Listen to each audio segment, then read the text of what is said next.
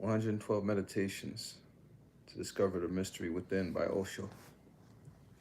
The Potentiality of a Seed, Chapter 48. The first question. Osho, last night you said that a Krishna, a Christ, a Buddha, they are all the climax of human possibility and growth.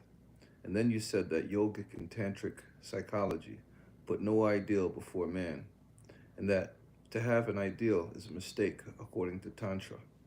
In this reference, please explain what is the difference between an inspiration and an ideal. What is the significance of inspiration in a seeker's life? Please tell whether even being inspired by a great man is a mistake on the path of a meditator. A Buddha, a Krishna, or a Christ, they are not ideals for you. You are not to follow them. If you follow them, you will miss them, and your own Buddhahood will never be achieved. Buddhahood is ideal, not Buddha. Christhood is ideal, not Jesus. Buddhahood is different from Gautam Buddha. Christhood is different from Jesus. Jesus is only one of the Christs. You can become a Christ, but you can never become a Jesus. You can become a Buddha, but you can never become Gautam. Gautam became a Buddha, and you can become a Buddha. Buddhahood is a quality. It is an experience. Of course, when Gautam became a Buddha, Gautam had his own individuality. You have your own individuality. When you will become a Buddha, these two Buddhas will not be the same. The innermost experience will be the same, but the expression will be different. Absolutely different. No comparison is possible. Only at the innermost core will you be the same. Why? Because at the innermost core, there is no individuality. The individual is on the periphery. The deeper you move, the more the individual dissolves. At the innermost core, you are as if no one. At the innermost core, you are just a deep void, a nothingness, a shunya, a zero. And because of this nothingness, there is no difference between two nothings. Cannot be different, but two somethings are bound to be different. Two somethings can never be the same, and two nothings can never be different. When one becomes just absolutely nothing, a 0 point, that is similar in a Jesus, in a Krishna, in a Buddha.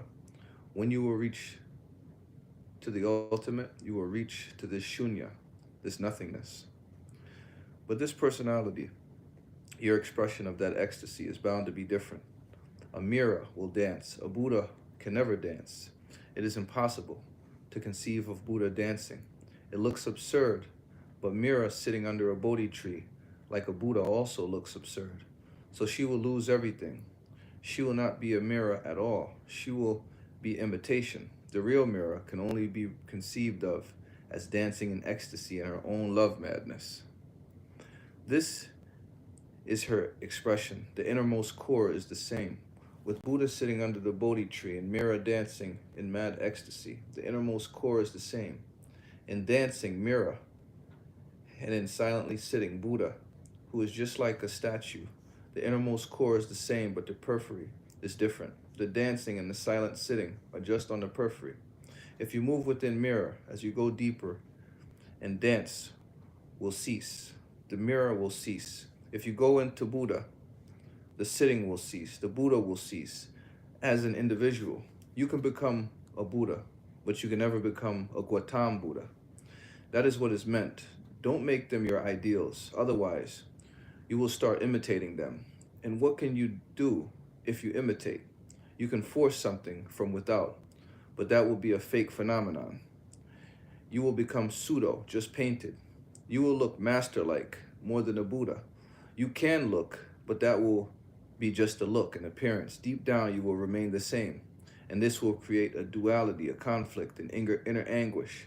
And you will be suffering. You will be in suffering. You can be in bliss only where you are authentically yourself.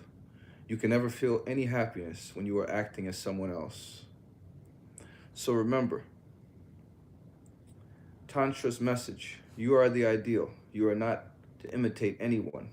You are to discover yourself. Looking at a Buddha, there is no need to imitate him. When you are looking at a Buddha, the possibility hits deep in you that something of the beyond can happen. Buddha is just a symbol that something has happened to this man. And if it can happen to this man, it could happen to every man.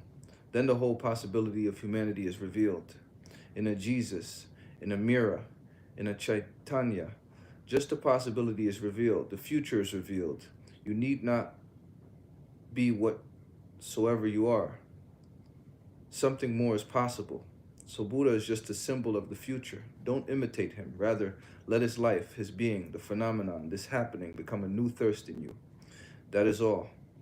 You must not be content with yourself as you are right now. Let Buddha become a discontent in you. Let Buddha become a discontent in you, a thirst to transcend, to go beyond, to move into the unknown. When you reach to the peak of your own being, you will know what happened to Buddha under the Bodhi tree, or what happened to Jesus on the cross, or what happened to Mira when she was dancing in the streets. You will know, but your expression will be your own. You are not going to be a Mira or a Buddha or a Jesus. You are going to be yourself. And you have never been before. You are unique. So nothing can be said. You are not predictable. No one can say what will happen, how you will manifest, how you will manifest it, whether you will sing, dance, paint, or remain silent. No one can say. And it is good that nothing can be said. Nothing can be predicted. That is the beauty. If it is predictable that you will be like this or that, then you will become a mechanical thing. Predictions are possible only about mechanical devices. Human consciousness is unpredictable. That is its freedom. So when Tantra says don't follow ideals, it doesn't mean to deny Buddha. No, it is not a denial. Really, it is how you can find your own Buddhahood. Following another, you will miss it. Following your own path, you will gain it. You can achieve it. Someone came to a Zen master, Bokuju. Bokuju's master was very famous, well known, a very great man. So someone asked, "Are you really following your master?" Bokuju said, "Yes, I am following him." But the man who asked the question was disturbed because it was well known all over the country that Bokuju was not following his master at all. So the man said, "Are you trying to deceive me? Everyone knows you are also aware that you are not following your master at all, and still you say that you are following. What do you mean?" Bokuju said, "I am following my master, because my master never followed his master. This is what I have learned from him. He was himself. This is how a Buddha, a Jesus, is to be followed. This is how they are unique. If you are really following them, you must be unique. Buddha never followed anyone, and he achieved enlightenment only in that moment when he had completely stopped following, when he became himself, when he left all paths and teachings, all doctrines, then he could achieve. If you follow him, you are not following him. It is not paradoxical, it only looks so. If you follow him as a dead routine, if you imitate him, you are not following him. He never followed anyone, and only then could he become the peak. Understand him, don't follow him. And then a subtle following will happen. But this is inner, not in imitation. In Nietzsche's great work, Thus Spoke Zarathustra, the last message of Zarathustra to his disciple is, "Beware of me. Now I have told everything that was to be told to you. Now beware of me. Don't follow me. Just forget me. Leave me and go away." This is the last message of all the great masters. No great master would like you to make you a puppet, because then he is killing you. He is a murderer. Then he is a murderer then. He will help you to be yourself. And if you cannot be yourself in the intimacy of communication with your master, then where will you be yourself? The master means an opportunity for you to be yourself. Only small minds, narrow minds who pretend to be masters and who are not masters will try to impose themselves on you. Great masters will help you to grow on your own path, and great masters will create every barrier so that you don't become a victim of following. They will create every barrier. They will not allow it because your tendency will be to follow. It is easy. Imitation is easy. To be authentic is arduous. And when you imitate, you don't feel responsible for it. The master is responsible.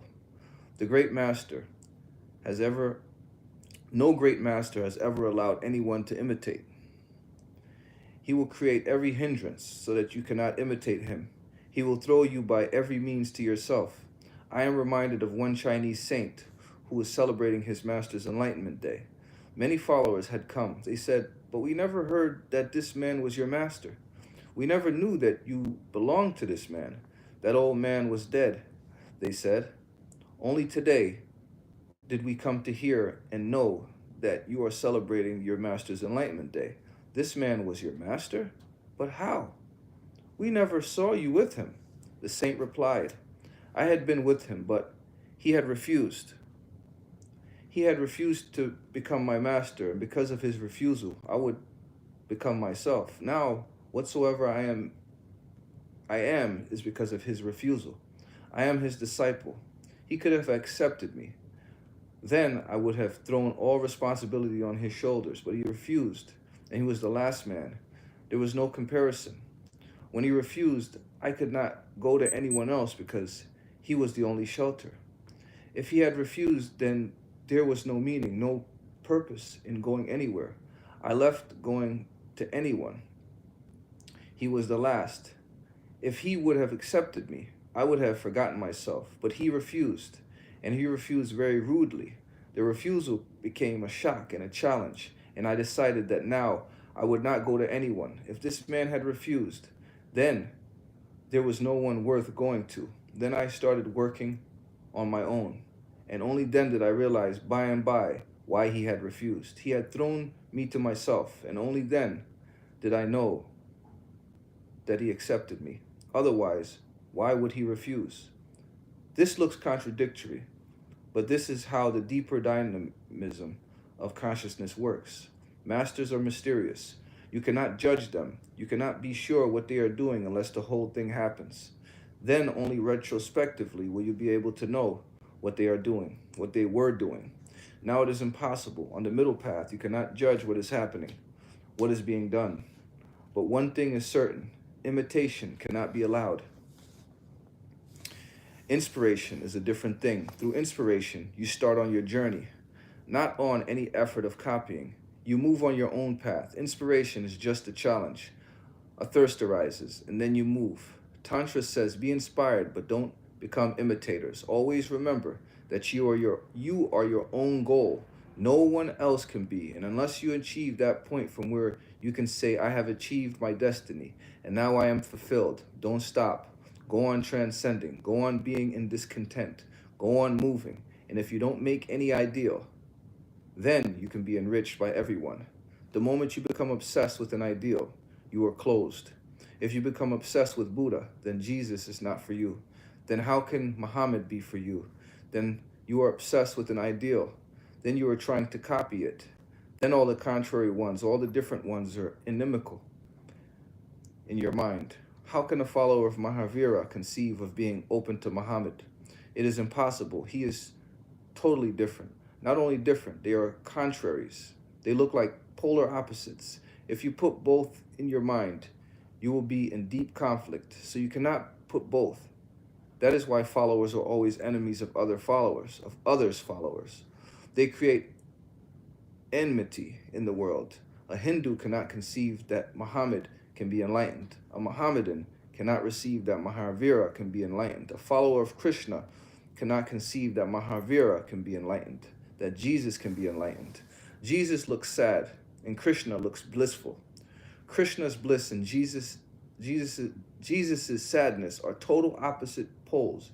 Jesus's followers cannot conceive of Krishna being enlightened. So much misery in the world, and he is playing on his flute. It looks to be selfish. The whole world is suffering, and he goes on dancing with his gopis. The followers of Jesus will think, this to be profane. But I say followers. A Jesus and a Buddha and a Krishna can exist together without any problems, without any conflict. Rather, they enjoy each other very much, but not the followers. Why? Why is this so? This will be so because there is a deep physiological reason. The follower is not concerned with Muhammad or Mahavira. He is concerned with himself. If he thinks both are good, he will be in difficulty. Then whom to follow and what to do? Muhammad is with his sword in his hand, and Mahavira says that even to kill an insect means that for lives you will suffer. Muhammad is with his sword, so what to do? Muhammad goes to war and Mahavira escapes from life completely. He escapes so much that he is afraid even to breathe, because while you breathe, many lives, many lives are killed through it. He is afraid to breathe, and Muhammad goes to war. How can a follower of either make accommodations for the opposite? Then his heart will be divided, and he will be in constant conflict. To avoid this, he says that everyone else is wrong, and only this is right. But this is his problem. This is created because he is trying to imitate. There is no need. If you are not an imitator, then you can taste the water of many rivers and many wells, and there is no problem if the taste differs. Rather, it is beautiful. You are enriched by this.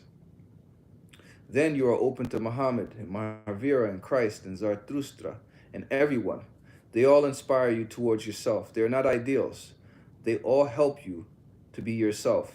They are not pointing towards themselves. They are pointing towards you in different ways, in different methods. They are pointing to one goal, and that is you. Laura Huxley has written a book. The name of the book is You Are Not the Target, but I tell you, you are the target of all these, of Buddha, of Mahavira, of Krishna, of Christ. They all indicate toward you. You are the target. You are the goal. Through you, life is striving to achieve a unique peak. Be happy about it. Be grateful about it. Life is trying to achieve a unique goal through you, and that goal can be achieved only through you. No one else can achieve it. You are meant for it. You are destined for it. So don't waste time following others. But that doesn't mean not to go get inspired. Really, if you are not following anyone, you can become inspired easily. If you are following, you have become dead. You will not get inspired. Inspiration is an openness. Following is being closed.